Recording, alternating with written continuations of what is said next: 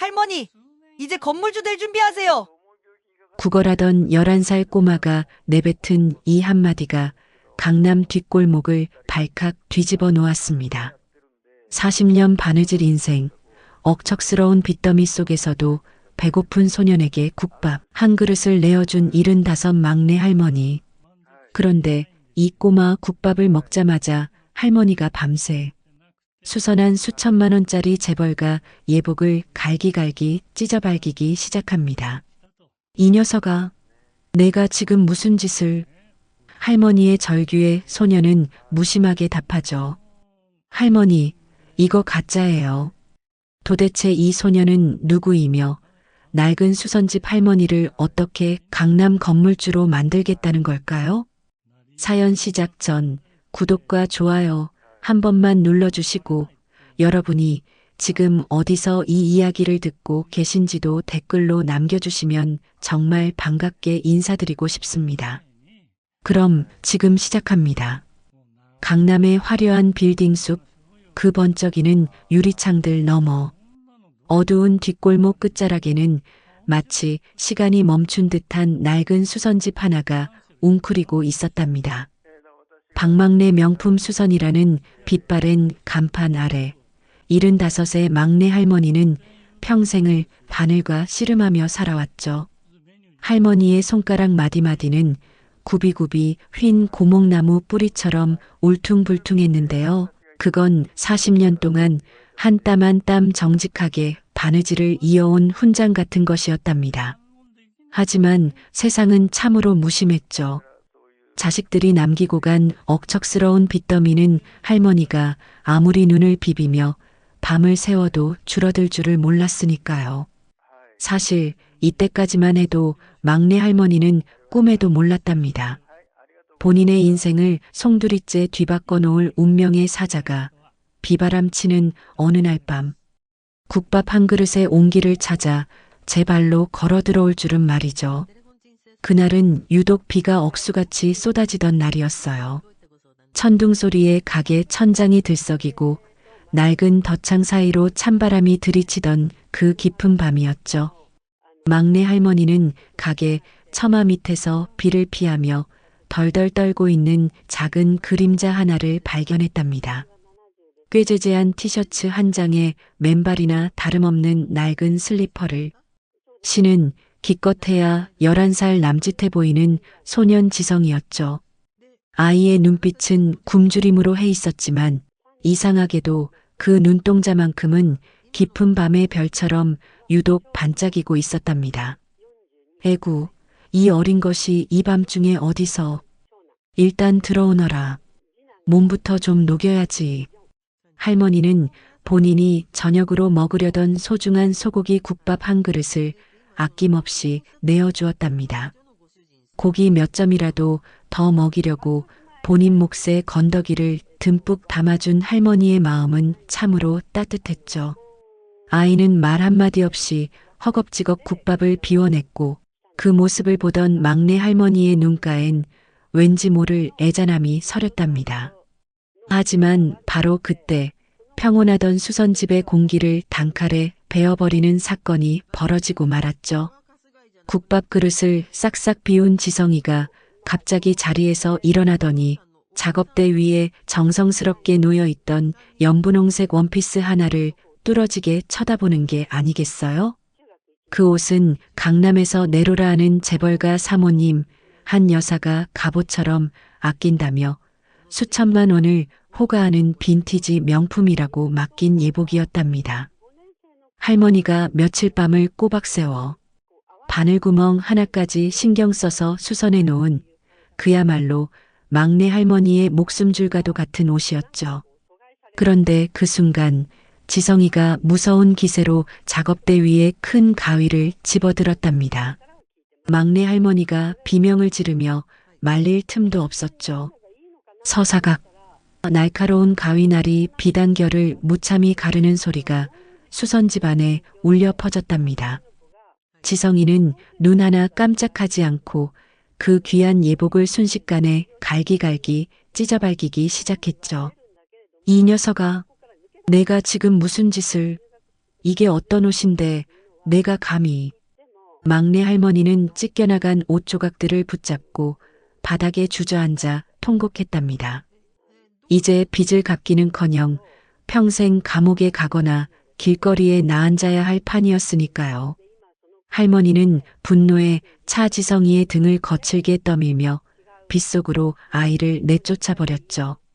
당장 나가. 다시는 내 눈앞에 나타나지 마. 소리치며 문을 쾅 닫아 걸었답니다. 하지만 씩씩거리며 방 안으로 들어온 할머니는 찢어진 옷감 너머로 유리창 밖을 내다보게 되었는데요. 지성이가 갈 곳도 없는지 비를 쫄딱 맞으며 수선집 앞 전신주 밑에 웅크리고 앉아 있는 게 아니겠어요? 할머니는 한참을 갈등하다 결국 다시 문을 열었답니다. 너 갈 데는 있는 거냐? 아이가 고개를 가로젓자 할머니는 한숨을 길게 내쉬며 아이를 다시 안으로 들였죠. 일단 오늘은 여기서 자라. 나도 이 나이 먹도록 내 집 하나 없어 쫓겨날 판인데 너라고 오죽하겠냐. 할머니는 젖은 아이에게 마른 수건을 던져주고는 무거운 마음으로 바느질 대 앞에 앉았답니다. 그런데 지성이의 입에서 나온 말은 충격 그 자체였답니다. 아이는 찢긴 옷감의 단면을 손가락으로 짚으며 말을 이어갔죠. 할머니, 울지 마세요. 이 옷은 가짜예요. 이런 가짜 때문에 할머니 인생을 망칠 순 없잖아요. 잘 보세요. 이 옷이 만들어졌다는 1960년대에는 이런 화학 섬유를 혼방할 기술이 없었어요. 그리고 이 솔기 마감 좀 보세요. 이건 손바느질이 아니라 최신형 레이저 커팅기로 잘라낸 흔적이에요. 할머니처럼 40년 하신 분들은 너무 정직해서 오히려 사기꾼들의 정교한 기술에 속기 쉽거든요. 그 어린아이의 입에서 나오는 용어들은 하나같이 전문적이고 날카로웠답니다. 막내 할머니는 멍하니 아이를 바라볼 수밖에 없었죠. 하지만 진짜 위기는 다음날 아침에 찾아왔답니다. 옷을 찾으러 온 한 여사의 비서와 건장한 경호원들이 수선집 문을 박차고 들어온 것이었죠. 찢어진 예복을 본 그들의 눈에는 살벌한 살기가 서렸답니다. 박막내 씨, 제정신입니까? 이게 전 세계에 단 3벌뿐인 옷이라는 거 몰라요? 당장 경찰 불러. 이 노인네랑 꼬맹이 인생 종치게 만들어줄 테니까. 비서의 고함에 막내 할머니는 사시나무 떨듯 떨며 무릎을 꿇었답니다. 하지만 지성이는 당당하게 한 걸음 앞으로 나섰죠. 그리고는 찢어진 원피스의 칼라 부분을 손가락으로 툭 가리켰답니다. 아저씨, 경찰 부르기 전에 이것부터 확인해 보시죠. 진짜 1960년대 오투쿠티르 원단은 날실과 시실의 밀도가 지금처럼 기계로 찍어낸 듯 일정할 수가 없어요. 햇빛 아래서 비춰보세요. 진품은 천연 염색이라 각도에 따라 은은한 푸른빛이 돌아야 하는데 이건 형광등 아래서만 번들거리는 싸구려 폴리에스테르 광택이잖아요. 게다가 이 안감의 바느질 간격을 보세요. 일에 오차도 없는 이 일정함은 60년 전 재봉틀이 아니라 작년에 나온 컴퓨터 제어 미싱으로 박았다는 증거예요. 이 정도 조잡한 가짜를 사모님께 갖다 바치려고 했어요? 지성이가 옷의 가짜 증거들을 하나하나 조목조목 짚어낼 때마다 펄펄 뛰던 비서의 얼굴은 점차 흑빛으로 변해갔죠. 결국 급히 연락을 받고 달려온 명품 전문 감정가는 지성이의 말이 100번 옳다는 판정을 내리고야 말았답니다. 이건 전문가인 저조차 속을 뻔했군요. 소년의 안목이 정말 대단합니다. 감정가의 이 한마디에 상황은 완전히 역전되었죠. 수억 원의 사기를 당할 뻔한 한 여사는 오히려 지성이와 막내 할머니에게 깊은 감사를 표하게 되었답니다.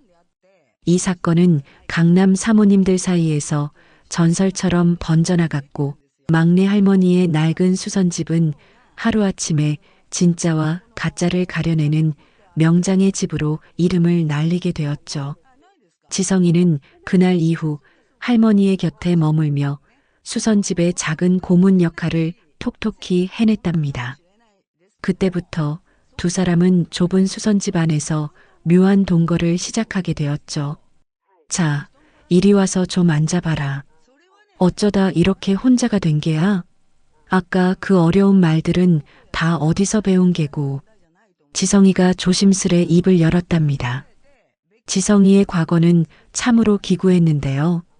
지성이의 아버지는 과거 유럽에서 전설적인 명품 컬렉터들의 옷을 전담해서 수선하던 유령 재단사였다고 해요. 하지만 동업자의 배신으로 모든 것을 잃고 세상을 떠났고 지성이는 아버지가 남긴 수천 권의 도록과 옷감 견본들을 보며 어린 시절을 보냈던 것이죠. 아빠는 말씀하셨어요. 진짜는 세월이 흘러도 변하지 않는 향기가 있다고. 근데 할머니, 그 옷은 악취났어요. 사람을 속이려는 욕심의 냄새요. 아이의 목소리는 11살이라고 믿기 힘들 만큼 단단했답니다. 가게에 손님이 끊이지 않고 금고에 현금이 쌓이기 시작하던 어느 날 저녁이었어요. 지성이가 막내 할머니의 투박한 손을 꼭 잡으며 이렇게 말했답니다. 할머니, 이제 시작이에요. 우리 열심히 해서 조만간 이 건물 통째로 사버려요. 그러니까 할머니, 이제 건물주 될 준비하셔야 해요. 아셨죠? 아무것도 모르는 어린애의 허무맹랑한 소리처럼 들릴 수도 있었겠지만 막내 할머니는 이상하게도 그 말을 믿고 싶어졌답니다. 지성이의 눈빛에는 이미 수천억의 가치를 꿰뚫어보는 확신이 서려 있었으니까요. 하지만 여러분, 이 행복이 영원할 것 같았나요? 안타깝게도 운명의 여신은 이 두 사람을 그렇게 쉽게 내버려 두지 않았답니다. 수선집이 소문이 나고 돈 냄새가 나기 시작하자 그동안 할머니를 벌레 보듯 무시하던 탐욕스러운 건물주가 비열한 미소를 지으며 본색을 드러내기 시작했거든요. 과연 막내 할머니와 지성이는 이 비열한 건물주의 방해 공작을 뚫고 진짜 건물주가 될 수 있을까요? 그리고 보호시설을 탈출했다는 지성이의 비밀은 과연 언제까지 지켜질 수 있을까요? 강남 사모님들 사이에서 방망래 수선집의 천재. 소년 이야기는 그야말로 마른 벌판에 번진 불길처럼 무섭게 퍼져나갔답니다. 낡고 허름한 골목 끝자락, 먼지 쌓인 유리문 앞에는 이제 수억 원을 호가하는 외제차들이 줄을 짓기 시작했죠. 한 여사의 전폭적인 지지 덕분에 막내 할머니의 수선집은 단순한 옷수리점을 넘어 명품의 진위를 가리고 망가진 명작에 새 숨을 불어넣는 성지가 되어버린 것이었답니다. 가게 금고에는 매일같이 빳빳한 현금이 쌓여갔고 할머니는 평생 자신을 괴롭히던 자식들의 빚을 하나둘 갚아나가며 비로소 발을 뻗고 잠들 수 있게 되었죠. 고단했던 하루 끝에 지성이와 마주 앉아 갓 지은 밥을 나누는 시간은 할머니 인생에서 가장 달콤한 휴식이었답니다. 어느 저녁 할머니가 굽은 손으로 지성이의 밥 위에 생선살을 발라 얹어주자 지성이가 할머니의 거친 손등을 가만히 덮으며 이렇게 말했죠. 할머니, 아빠가 그러셨거든요. 진짜 기술은 손끝이 아니라 사람을 아끼는 마음에서 나오는 거라고요. 할머니 손은 세상에서 제일 따뜻한 금손이에요. 저 이제 도망 안 가고 할머니 옆에서 진짜 손주할래요. 우리 끝까지 같이 살아요. 그 기특한 한마디에 막내 할머니는 목이 메어 밥숟가락을 제대로 들지 못했답니다. 평생을 밑바닥에서 기어온 노인에게 진짜 가족이 생겼다는 건 저 하늘의 별을 딴 것보다 더한 기적이었으니까요. 하지만 이때는 미처 몰랐답니다. 이 따뜻한 온기가 채 식기도 전에 지옥보다 더 차가운 칼바람이 수선집 문틈을 비집고 들어올 줄은 말이죠. 행복한 웃음소리가 커질수록 담장 너머에서 독사처럼 눈을 가늘게 뜨고 지켜보는 검은 그림자가 있었답니다. 바로 이 건물의 주인 박 사장이었죠. 그는 평소 막내 할머니를 월세나 겨우 내는 노인네라며 벌레 보듯 무시하던 위인이었는데요. 죽어가던 수선집에 돈 냄새가 진동하자 배가 아파 견딜 수가 없었던 모양입니다. 박 사장은 어느 날 대낮 가게에 귀부인들이 모여있던 시간에 문을 발로 쾅 차고 들어왔답니다. 아이고, 이게 무슨 냄새야? 명품 냄새가 아니라 찌든 국밥 냄새에 노인네 호라비 냄새가 진동을 하네. 사모님들, 이런 거지. 노인네가 만지는 옷을 입고 싶으세요? 이 할망구, 불과 얼마 전까지 월세 낼 돈도 없어서 내 바짓가랑이 붙잡고 빌빌대던 전형적인 거지예요, 거지. 손님들 앞에서 당한 노골적인 비하에 막내 할머니는 얼굴이 하얗게 질려 부들부들 떨었답니다. 하지만 박 사장의 만행은 여기서 끝이 아니었죠. 이봐, 노인네. 장사가 이렇게 잘 되는데 월세를 이따위로 내서 되겠어? 내일부터 월세 3배로 올릴 거니까. 싫으면 당장 짐 싸서 나가. 아니면 이 귀하신 사모님들한테 구걸이라도 해보든가. 말도 안 되는 억지에 막내 할머니는 가슴을 부여잡고 쓰러질 뻔했죠. 하지만 이것은 시작에 불과했답니다. 박 사장이 준비한 진짜 독수는 따로 있었거든요. 박 사장은 수선집 앞에 쓰레기를 산더미처럼 쌓아두는 것도 모자라 급기야는 한창 손님이 붐비는 시간에 가게 전기를 통째로 끊어버리는 만행까지 저질렀답니다. 어둠 속에 갇힌 가게에서 단골 사모님들이 당황해 발을 동동 굴릴 때 박 사장은 밖에서 비열하게 낄낄거리며 막내 할머니를 비웃었죠. 할머니는 촛불 하나의 의지에 바느질을 이어가며 눈물을 훔쳤지만 지성이는 그런 할머니의 곁을 지키며 박 사장의 일거수일투족을 매서운 눈으로 지켜보고 있었답니다. 그런데 여러분, 진짜 비극은 여기서 끝이 아니었답니다. 박 사장의 그 비열한 욕심이 지성이의 가장 아픈 상처, 그 치부까지 건드리게 될 줄은 이때까지만 해도 아무도 몰랐거든요. 박 사장은 막내 할머니를 쫓아낼 구실을 찾으려고 지성이의 뒤를 캤고 결국 이 아이가 시설에서 도망친 무연고 고아라는 사실을 알아내고야 말았답니다. 박 사장은 비릿한 미소를 지으며 곧장 관계당국에 신고를 넣었죠. 수선집에 들이닥친 건 경찰과 보호관찰관들이었답니다. 유지성군 시설 이탈 혐의로 보호소로 연행합니다. 차가운 공권력의 한마디에 가게 안은 순식간에 아수라장이 되었죠. 막내 할머니는 아이를 뺏기지 않으려 지성이의 가녀린 팔을 붙잡고 길바닥에 주저앉아 통곡했답니다. 안 된다. 이 아이가 없으면 난 못 산다. 제발 데려가지 마라. 하지만 법의 잣대는 할머니의 눈물보다 차가웠죠. 지성이는 할머니, 나가기 싫어요. 라고 울부짖으며 차 뒷좌석으로 강제로 실려갔고 박 사장은 그 광경을 흐뭇하게 지켜보며 막내 할머니의 낡은 간판을 구두발로 짓밟아 버렸답니다. 이제 꼬맹이도 없으니 장사 접고 나가시지? 라는 독설과 함께 말이죠.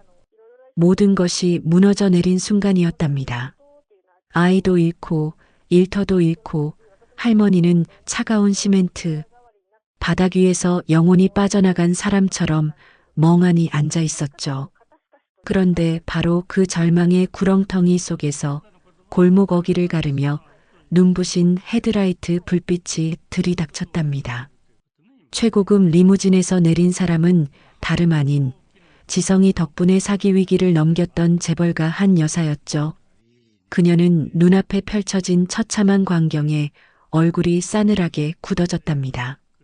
바닥에 쓰러진 막내 할머니를 일으켜 세운 한 여사는 기세등등하게 서 있던 박 사장을 향해 얼음장보다 차가운 눈빛을 쏘아붙였죠. 당신이 이 건물 주인인가? 내 은인에게 감히 이런 짓을 하고도 무사할 줄 알았어? 박 사장은 한 여사의 압도적인 아우라에 눌려 엉거주춤 뒤로 물러났지만 이미 늦었답니다. 한 여사는 즉시 국내 최고의 대형 로펌 변호인단을 수선집으로 불러들였죠. 리무진에서 내린 정장 차림의 변호사들이 골목을 가득 메우자 박 사장의 얼굴은 순식간에 흙빛으로 변했답니다. 한 여사는 막내 할머니의 어깨를 감싸 안으며 단호하게 선언했죠. 할머니, 걱정 마세요. 저 아이 제가 반드시 다시 데려올 겁니다. 그리고 이 무례한 인간은 법이 허용하는 가장 고통스러운 방법으로 대가를 치르게 할게요. 이때 한 여사의 눈빛에는 단순히 돈으로 해결하겠다는 오만이 아니라 진심으로 사람의 가치를 아끼는 이의 진심이 서려 있었답니다. 변호사들은 즉시 박 사장이 그동안 이 일대에서 저질러온 탈세, 불법 명예 신탁, 임차인 협박 등의 비리들을 샅샅이 뒤지기 시작했죠. 하지만 과연 한 여사의 권력만으로 지성이를 차가운 보호소에서 다시 데려올 수 있을까요?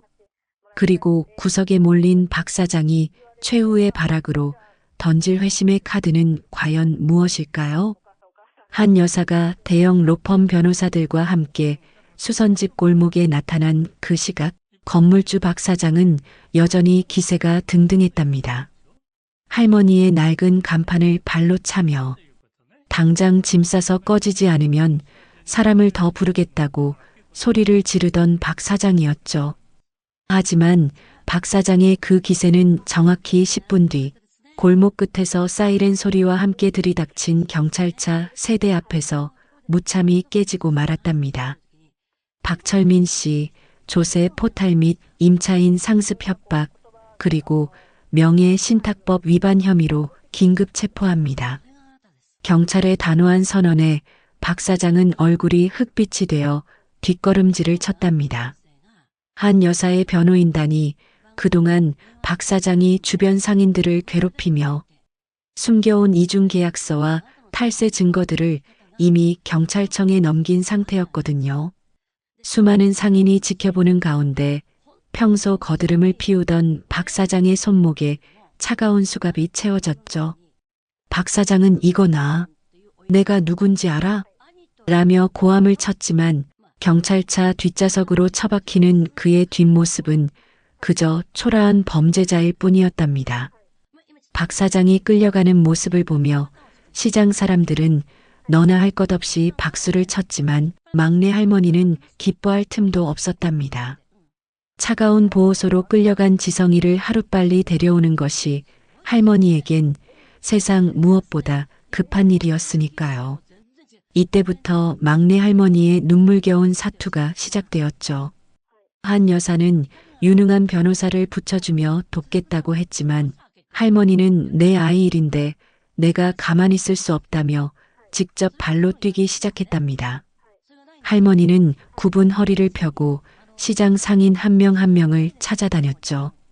지성이가 평소에 시장 어른들에게 얼마나 싹싹하게 굴었는지 그리고 얼마나 성실한 아이인지를 증언해달라며 손이 발이 되도록 빌었답니다. 지성이가 없으면 제 인생은 다시 어둠이에요. 그 아이 제가 목숨 걸고 바르게 키울 겁니다. 75 노인이 비바람을 맞으며 돌린 탄원서 종이에는 시장 상인 수백 명의 지장이 붉게 찍혔답니다. 또한 막내 할머니는 한 여사가 소개해준 법률 전문가들과 함께 지성이를 정식으로 입양하고 후견인이 되기 위한 복잡한 서류 작업들을 묵묵히 해내었죠. 평생 바늘만 잡던 할머니가 돋보기를 쓰고 밤새 법률 서류를 읽어내려가는 모습은 지성이를 향한 할머니의 사랑이 얼마나 깊은지를 여실히 보여주었답니다. 하지만 여러분, 재판장으로 가는 길은 여전히 험난했답니다. 구속된 박 사장이 옥중에서도 변호사를 통해 저 할머니는 경제적 능력이 없어서 아이를 키울 자격이 없다며 끝까지 회방을 놓았거든요. 마침내 열린 재판날 법정안은 긴장감이 감돌았답니다. 박 사장 측 변호인은 할머니의 나이와 가난한 형편을 물고 늘어지며 공격을 퍼부었죠. 그 순간 피고인석 뒤에서 묵묵히 듣고 있던 막내 할머니가 당당히 자리에서 일어났답니다. 그때 할머니는 증거물로 낡은 공책 한 권을 내밀었답니다. 그것은 지성이를 만난 날부터 매일매일 지성이의 키를 재고 아이에게 만들어준 옷의 치수와 좋아하는 음식 그리고 아이가 잠꼬대로 아빠를 부르며 울던 밤의 기록을 적어내려간 바느질 육아일기였죠. 돈이 많아야 가족인 게 아닙니다. 내 손마디가 다 닳아도 이 아이의 미래를 한 땀 한 땀 꿰매줄 수 있는 사람, 그게 진짜 가족 아닙니까? 할머니의 진심 어린 호소에 재판장은 침묵에 잠겼답니다. 여기에 한 여사와 강남 사모님들이 제출한 지성이의 천재적 안목에 대한 확인서와 수천 명의 탄원서가 더해지며 법정의 분위기는 완전히 뒤집혔죠. 결국 판사는 피고인 박막래를 유지성 군의 정식 후견인으로 지정한다는 판결을 내리고야 말았답니다. 법정 문이 열리고 달려나온 지성이를 할머니가 꽉 껴안았을 때 현장에 있던 모든 이들의 눈시울이 붉어졌죠. 이제 남은 것은 비열한 건물주에 대한 최후의 심판뿐이었답니다. 박 사장은 대규모 탈세와 비리가 드러나 전 재산을 압류당하고 그가 소유했던 건물들은 줄줄이 경매로 나오게 되었죠. 막내 할머니는 그동안 수선집이 명품 감정 성지로 소문나며 모아둔 현금과 한 여사가 투자금으로 생각하고 받아달라며 건넨 지원금을 합쳐 월세를 내며 구박받던 그 낡은 건물을 통째로 낙찰받게 되었죠. 등기 권리증에 박막래라는 이름 석자가 선명하게 찍히던 날 할머니는 그 종이를 가슴에 안고 한참을 울었답니다. 평생 남의 집 눈치 보며 바느질해온 노인이 이제는 누구의 간섭도 받지 않고 지성이와 마음껏 바느질할 수 있는 자기 건물을 갖게 된 것이었죠. 가게 앞에는 이제 낡은 간판 대신 지성이와 할머니의 명품 명장관이라는 번듯한 간판이 걸렸답니다. 지성이는 중학교 교복을 입고 학교에 다니기 시작했고 방과 후면 어김없이 수선집으로 달려와 할머니와 나란히 앉아 바느질을 시작했죠. 지성이가 원단을 재단하면 할머니가 신들린 듯한 솜씨로 바느질을 이어가는 그 모습은 강남에서 가장 아름다운 풍경으로 소문이 났답니다. 어느 저녁 이제는 번듯한 건물주가 된 막내 할머니가 지성이와 마주 앉아 처음 만난 날처럼 김이 모락모락 나는 소고기 국밥을 나누어 먹었는데요. 지성이가 국밥 국물을 시원하게 들이켜더니 씩 웃으며 이렇게 말했답니다. 할머니, 제가 그랬잖아요. 건물주 될 준비하시라고요. 제 말이 맞죠? 그 말에 할머니는 주름진 얼굴 가득 인자한 웃음을 띠며 대답했죠. 그래, 이 녀석아. 내가 내 인생의 가장 큰 복덩이다. 내가 아니었으면 이 늙은이가 이런 기적을 어떻게 맛봤겠니? 그런데 여러분, 마지막으로 제가 드릴 미끼가 하나 더 있답니다.